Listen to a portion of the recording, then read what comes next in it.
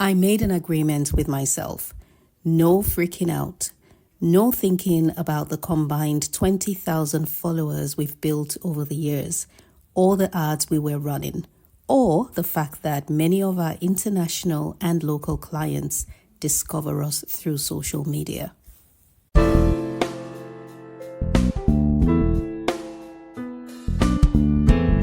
Welcome to the Living Inside Out podcast. I'm your host, Toks Aruture, entrepreneur with 20 years of experience, founder of The Baby Cut Shop, a luxury nursery furniture brand and design studio in Chelsea, London. I also founded The Revealery, an invitation-only exclusive furniture company. I'm a TEDx speaker and a mindset coach. This podcast is about embracing mindset shifts through life, business, and faith. Each week, we dive beneath the surface to uncover and challenge the limiting beliefs that hold us back, exploring how to live from the inside out. I believe God has equipped us with the resources to live the life we truly desire. So, if you're ready to use your natural gifts and step into your best self, let's get started.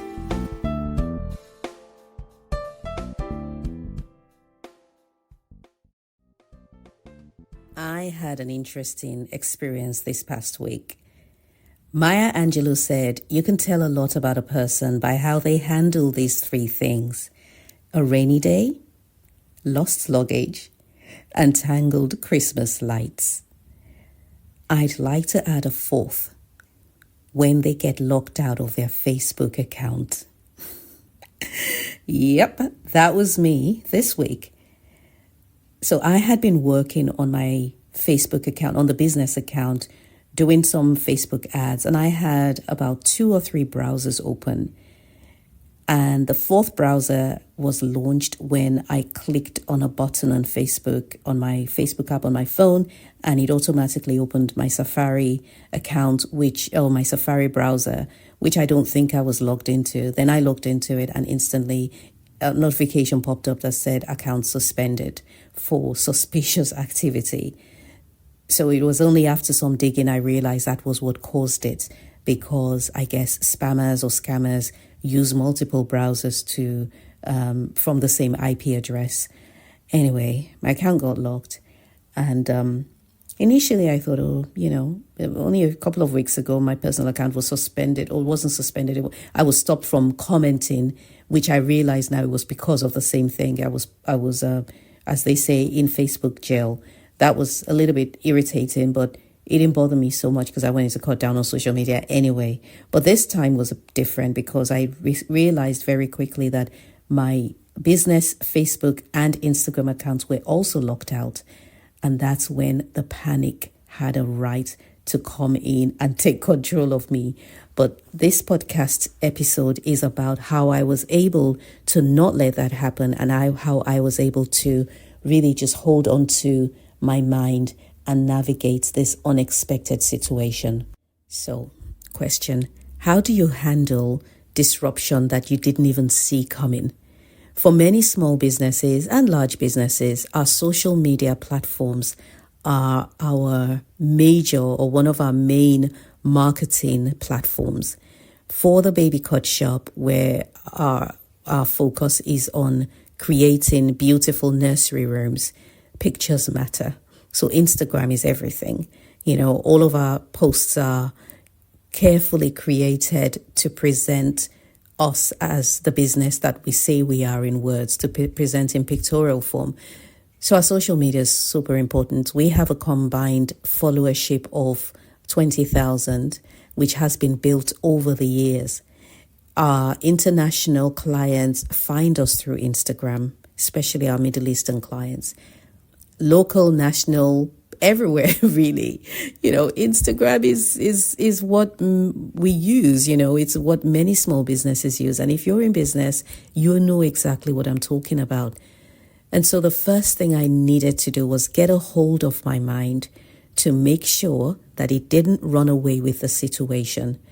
I knew that I again found myself at a crossroads. If you've been listening to Living Inside Out podcast, for which I thank you for being here today, if you've been listening for any length of time, you've heard me refer to being at the crossroads where you have an opportunity to make a situation bigger than it actually is or smaller than it actually is. And this is a choice that we have every time we find ourselves in at the crossroads emotionally.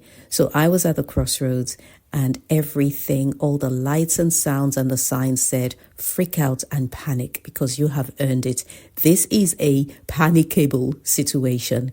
But turning right would mean shrinking it into a smaller size, which, to be honest, I really couldn't do, because there was no way that I could in that moment shrink not having access to my account and possibly losing it forever. I couldn't shrink that into it not being relevant. So because I couldn't do that, what I did was shut down my laptop and go to bed. I did a little bit of research. Facebook had a thing came up that said appeal, send your photo, and I did. But then later when I went to bed, I began worrying if I even did if I read the instructions properly, because I was in such a panic that I rushed. I rushed to send the photo because you're supposed to verify yourself with a photo. And then I thought, was I supposed to take a picture with my phone, or was I supposed to simply upload an existing photo? And I wasn't sure what to do, but I did that anyway. So my first tip is to get a hold of your mind, to prevent it running away with a situation. Because when you go online to search, you find scenarios that you don't even want to be reading about. It's akin to what happens when you find a lump on your elbow, or you find, you exhibit some sort of symptom in your body that suggests that all is not well health-wise. And then you go online and they start telling you you're about to die, because all the worst case scenarios floats to the surface of your search results. So the first thing, when you find yourself in what looks like an impossible situation, is to stop yourself from panicking. Whatever that looks like for you, whatever it takes, however you're going to do it, if you need to speak to someone, shut down, whatever you need to do is calm yourself all the way down and do not panic. Because what happens when you panic is you're unable to make decisions that will move you forward. What happens when you panic is your focus becomes how to feel safe, and all of your activity and all of your research, without you realizing, is not geared towards solving the problem, but it's inspired by fear. And fear just has one thing, or your brain just has one desire when it's fearful, and that is to feel safe. So without you intending to, your research is not going to solve the problem. Your research is going to be about keeping you safe. And keeping you safe does not necessarily mean that the problem will be solved. So number one is do whatever it takes to not panic. In my case, I didn't know how else to do that except to shut down. So I closed my laptop, I said a prayer, and I went to bed. The next morning, I woke up, and even though I went to sleep with perfect peace of mind, I woke up and the events of the previous night began to sort of float back to my memory, and I'm like, oh my goodness.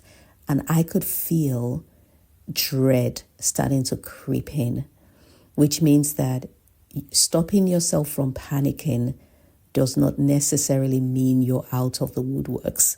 So I could feel the dread coming, and the only way I can describe it is that the circumstance outside was threatening to come inside me. And you've heard this expression before, that a boat doesn't sink because of the water that's around it. It sinks because of the water that gets inside of it. And so making sure that the situation does not get into your mind and become your source of thoughts and your inspiration and the background music to your day is incredibly important, because it stops the situation from engulfing you completely. And so I sent a message to my staff to let them know. And even in that, as I was about to do it, because this was still quite early in the morning, they wouldn't have known. And as I was about to type the message, I could feel a sense of panic, because I was anticipating their panic. And I could see that their panic was also going to affect me. So a typical way I would have sent this message would have been, you guys are not going to believe what's happened. We're locked out of our accounts. I don't know what to do. I'm just trying to figure it out. And I'll tell the girls in marketing, any ideas? Let's try and sort this out. This is crazy. But just in time, I stopped because I've been learning more about leadership. And I understood that I had the ability to set the temperature for the group, for my team. I had the ability to decide how they were going to respond to this situation. In the same way that I was intentional to make sure I didn't panic, I needed to be intentional to make sure they also did not panic. So I changed my words and I sent them a message, something like, "Good morning, ladies. Hope you had a great weekend," because this happened on Sunday. It happened on Sunday night. "Hope you had a great weekend. I've got 2 bits of news. Our appointment with this particular, we had a major appointment, has been shifted till next week, and also our social media is currently unavailable. I'm working to resolve it." End of conversation. And so even as I read that, I felt a sense of growth in me, because I know that if this had happened the previous year or even a few months ago, I would have sent the first message, which was, let's all panic together and freak out because we have earned it. And so my second tip is to watch your communication. The communication with your team if you're in business, or the communication even with friends. I'm not saying don't freak out or don't express disappointment or panic, but your words are incredibly powerful, because your words are an expression of your inside. But at the same time, your words teach your insides how to respond. And so words are powerful, and you want to make sure that your words are setting the tone or setting the atmosphere to be a peaceful one that is calm, not chaotic, one that is in control, not being controlled by the circumstance. The next thing I did was figure out how to inform our customers, how to inform our followers. And, we have events going on at the store. We've got a photo shoot coming up next Saturday, the 30th of November, Christmas photo shoot. It's an annual shoot and people absolutely love it. It's typically gets sold out. We're excited about it. We have a few things going on that we've been shouting about from the rooftops, and collaborations with other brands, which means that they would have gone onto the platform, and if we had tagged them previously and they were trying to reshare or repost or refer to something, there will be no information there. I even had ads running as well, so I don't know what's going on with those ads. Were they also suspended and what have you? And so I used ChatGPT to help me craft a message that was, again, controlled, calm, not chaotic, and informative of the situation. And the last sentence that ChatGPT came up with is, we're working to resolve this technical situation. And as I read that, I thought it was the first time that I imagined that it will be resolved, because even though I had done the appeal, as Facebook said, my mind had traveled to the very end to say, I've lost my account. I've heard of businesses that have lost their accounts and had to close down. And instantly, that's what I thought had happened.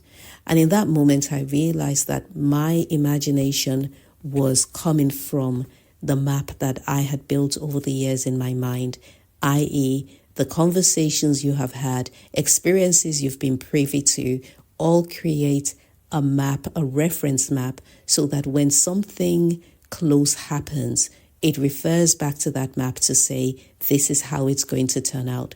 So my map had heard about or had stored information of people who had lost their businesses because their accounts were permanently closed by Facebook.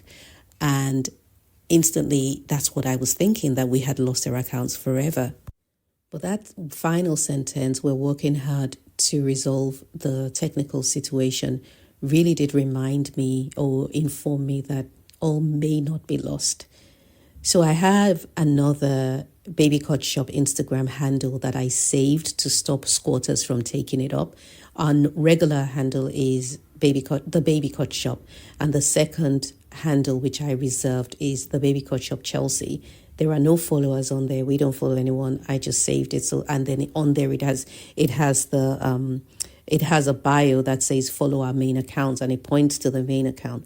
So I now, went onto that account and resurrected it, and put the large 9 tile information, like, I don't know how to explain it, but when you have a large photo or a large graphic and it shows on all 9 tiles of Instagram, so it looks like a massive message. So I created one in Canva that explained, it was actually different. All the different tiles had different bits of information. You can reach us on WhatsApp, or you can visit us in store. Here's our number and all of that information. And our website is this, and we're working to resolve it. And it had all the information.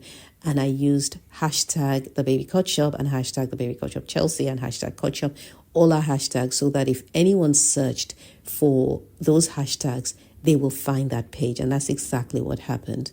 And so I did that and did it as much as I could. I put out a blog post on the Baby Cut Shop just to announce that this was the situation, put it on LinkedIn, literally put it everywhere. And once that was done, I then began to think about a life without social media for my business. So I think this is the third tip I've mentioned, the third or the fourth one. My third tip is to, from the point of a mental place, is know that it will be resolved and operate from that place of resolution. So you have the option of operating from a place of the fear of loss, like, this is it, I've lost it forever, I'm not going to have it back. And in that place of disappointment, your words and your inspiration will be formed. Or you can operate from a place of hope, which is, this is going to be resolved, this is not the end, God's got me. And in that place of hope, your words and your inspiration emanate from. So the third tip is to really make sure that you're operating from a place of high expectations and hope. And then also, I guess, fourth tip will be to now take action based on that expectation. So my action was, what can I do to mitigate any form of loss or disruption really to our customers? And this leads me to the next step, which is, nobody's thinking about you. I had a moment in the day when I realized that just as this situation has filled my mind and engulfed my day, because I was spending all day dealing with it and I couldn't do much of what I had planned to do, everyone has their thing that is filling their day and engulfing their day. And my customers and our followers and collaborators are not sitting down, biting their nails, thinking, oh my goodness, the Baby Cut Shop Instagram is down. No one's thinking that. Everyone's doing their thing. It is not even featuring on their radar. And yes, they might come and say what's happened, but then they go onto our website and say we're trading as normal. And there is a sign that says that our social media, we have technical issues. It so is not the end of the world. And that realization literally just lifted me out of all the doldrums and just got me into a place of confidence and certainty and, hey, let's just move on. Facebook had said that they would reinstate their account in a day or two if it was found not to be fraudulent or suspicious in the end. Well, I didn't necessarily believe that because I know I've heard so much, and I just thought, whether it does or it doesn't, whether they do or they don't, I know that in the end I'm going to be okay because God's got me. And that was a major turning point for me, was knowing that my path is ordered by God and everything that happens on my path is not a surprise to him. And he's got me, and there is always a way forward. Honestly, this year I'm going to pivot a little bit and tell you about the last couple of years. I know if you have been listening to the podcast for a while, you've heard me say how tough it was. I've had a challenging season, that started off being, okay, it's 3 months, then it's 6 months, then it's 12 months. Now we're at 18 months. But I look back now and I'm out of that season, thank God. But I am just in awe of the fact that I had many, many moments that convinced me it was over. And to be here, standing here, still talking about the business, still talking about growth, still talking about moving forward, and even recently launched a new business, I'm just in awe. And it's made me realize that our imagination is limited. As wild as your imagination can go, there is only so far it can go. And where your imagination stops, that is where God begins. And so no matter how certain the end looks, I want to encourage you to know that your vision of the end only indicates how far you can see. It doesn't indicate how far your life is going to go, or your business, or your ideas. The fifth thing I did was to really begin to think of what growing my business without social media could look like. Because if all of your customers are on Instagram and Facebook and you don't have their data, it means then that Facebook and Instagram own your customer data and you have nothing. And that's just the truth, because to think that in less than 1 minute, I lost access to 20,000 potential customers is crazy, but that is the reality. So if you run a small business and you're heavily reliant on social media, you've got to now start thinking about a way to harvest that data. I hate using the word harvest, but that's the best I can do right now. You've got to find a way to harvest that data. You need your customer information. So I immediately sent a message to my team and I said, going forward, we are collecting every phone number, every email address, first name, surname of all our customers. When we get information, when we get approached, or direct messages rather, on social media, our next step is to collect their information and take the conversation off social media onto a platform that we have control over. I cannot stress enough how important it is. There are businesses that run their entire business on Instagram. They do DMs and they sell through Instagram. You know what? Meta is the parent company of Instagram, Facebook, and WhatsApp. If all of your conversations and all of your communication and access to your customers is through any of these platforms, you're skating on very thin ice, and you've got to think beyond that. If you don't use a CRM, you've got to use a CRM. We use a CRM and have only recently connected our WhatsApp to our CRM, which means that all of our customer information is fed into the CRM, and we have them now.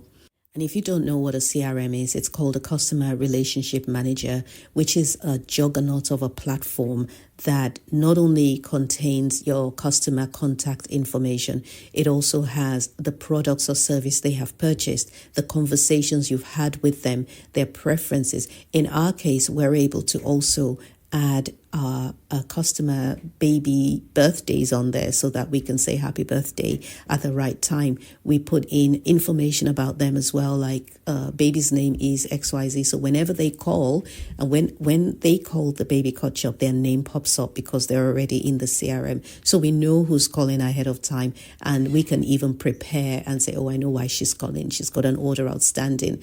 And we can say, hey, so how is little John doing today? He must be 3 now. He's a big boy. And that's because we're saving all of their information so we can have offer a personalized service. I think I will do a blog post on customer service, because I am proud to say that the Baby Ketchup customer service is top notch.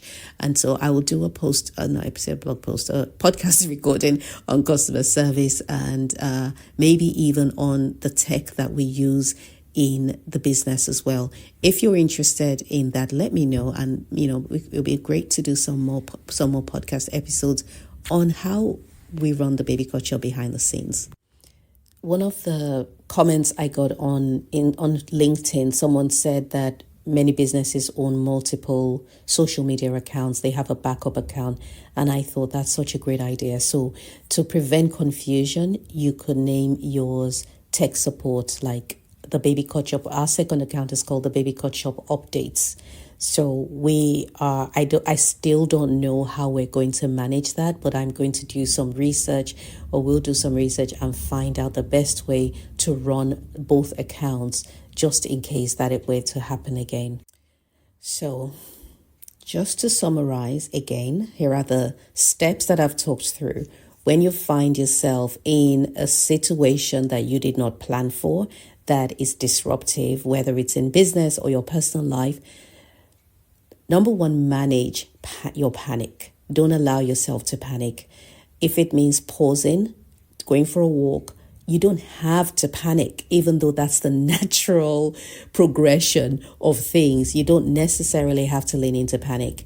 The second tip is lean on your faith and routines. I didn't mention this. A point came in the day when I saw that I hadn't done my Pilates. I took up Pilates recently, hadn't done my exercise, hadn't done my journal. And I thought, even though it's late in the day, I am going to do these things, because routines are the guardrails of our lives.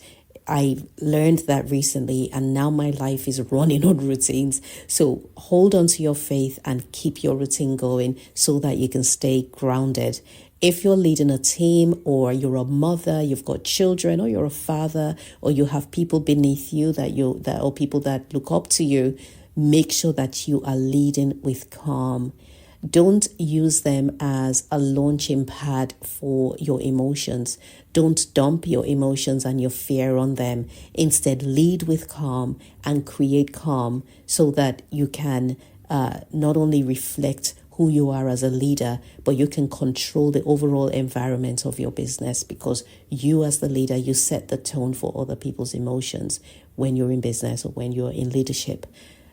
And then you need to gain perspective. My perspective was, hold on a second, nobody is going around flipping, thinking the baby got job isn't things are all over the place. It didn't necessarily mean that because it engulfed our day, that it also was engulfing the day of our followers or our customers.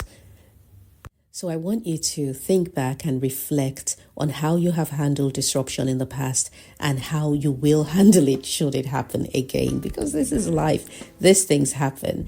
And I want you to consider the steps I have shared and even come up with your own steps to prepare for challenges, and also prepare your mind and make an agreement with yourself that should this happen, I know it's going to be fine. I want to thank you for listening to Living Inside Out. If you haven't subscribed to the podcast yet, please do subscribe and also give this episode a 5-star review if you enjoyed it. And can I also ask that you share it with 1 or 2 people that will find it useful, especially if they have been through disruption or they're going through an uncertain season in their life. I want to thank you for listening to Living Inside Out. I truly appreciate the time that you come in here and listen and share and discuss. I'm on social media at Talks Arature, Instagram, Facebook. Hopefully I don't get locked out again. And if you haven't subscribed to this podcast, please do so. Also give it a 5-star rating. It's very helpful because it helps to lift up its position in podcast world so that more people can find it. And of course, share it with somebody that is either going through disruption, has been through disruption, or they run a small business and they need some tips on how to navigate the challenging season. We're also on YouTube. On YouTube, you can watch interviews and that I have had on this podcast. The last one was with Gertrude, who is an incredible, proudly African woman. I want you to watch that, actually, episode 105. And she's a 2-time TEDx or even 3-time TEDx speaker as well. But it's very inspiring and informative. And I've also had a previous one with my dear friend Sade, which has been doing really well, making the rounds because of the tips. The conversations are great. That's what I'm trying to say. So head to YouTube. The link to all of the stuff is in the show notes, and subscribe to our YouTube channel. and I will talk to you soon.